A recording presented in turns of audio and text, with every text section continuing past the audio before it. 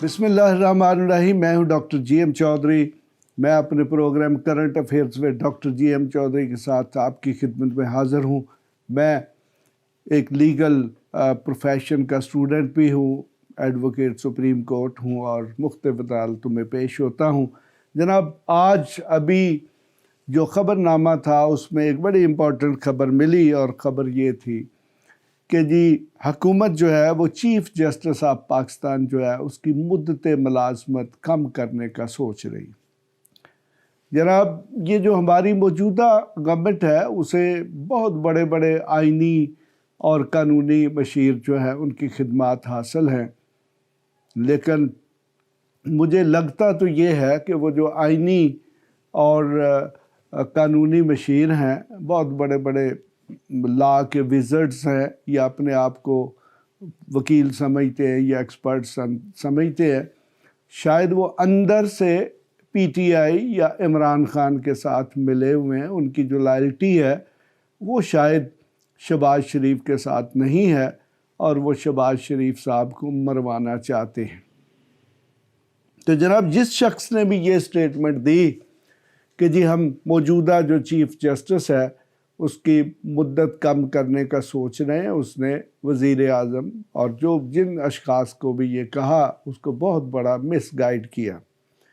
वो इसलिए कि जनाब जो सुप्रीम कोर्ट और हाई कोर्ट के जजेस हैं उनकी जो रिटायरमेंट की उम्र है वो आइन में दी हुई है और उसे किसी सबॉर्डिनेट लेजिस्लेशन से यानी कि किसी एक्ट ऑफ पार्लियामेंट से तब्दील नहीं किया जा सकता। तो सुप्रीम कोर्ट का जो कोई भी जज है, चीफ जस्टिस जो है वो भी he is one of the जज, but he is having the administrative powers. तो उस पर भी वही एज की कंडीशन अप्लाई होगी जो कि आर्टिकल 179 ऑफ द कॉन्स्टिट्यूशन में दी गई है।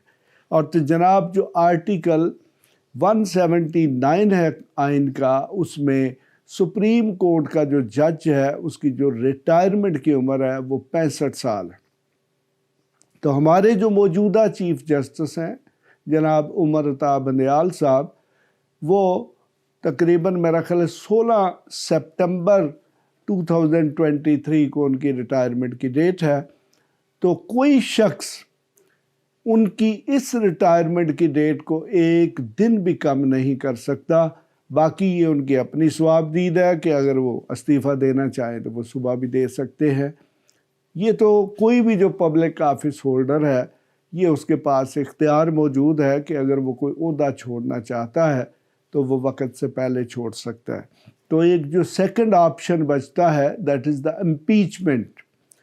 तो इम्पीचमेंट जो है जी, कम अज़ कम मैं तो नहीं समझता कि मौजूदा गवर्नमेंट जो है वो किसी भी तरीके से इस पोजीशन में है कि कम अज़ कम चीफ जस्टिस ऑफ पाकिस्तान की इम्पीचमेंट कर सके।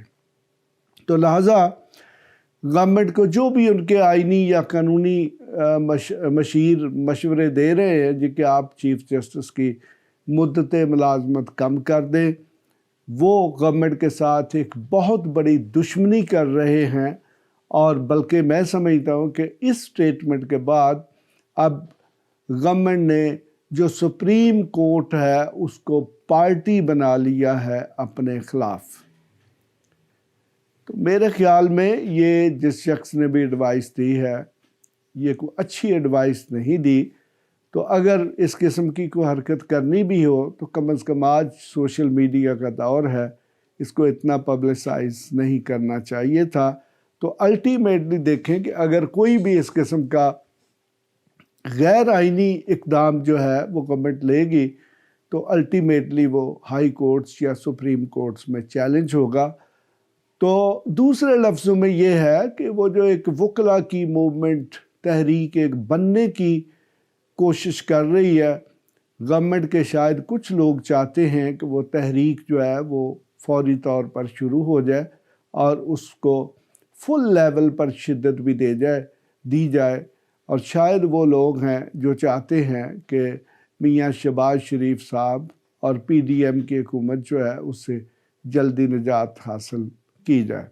ये अब जो मौजूदा हुकूमत है उसको देखना चाहिए कि उसमें कौन से ऐसे उनके ज़हीन व फ़तीन और काबिल आइनी और कानूनी मशीर हैं जो उनको इस किस्म के मशवरे दे रहे हैं। बहरहाल मैंने तो आपको एक प्योरली कानूनी पोजीशन बताई है। आप खुद आर्टिकल 179 को पढ़ सकते हैं।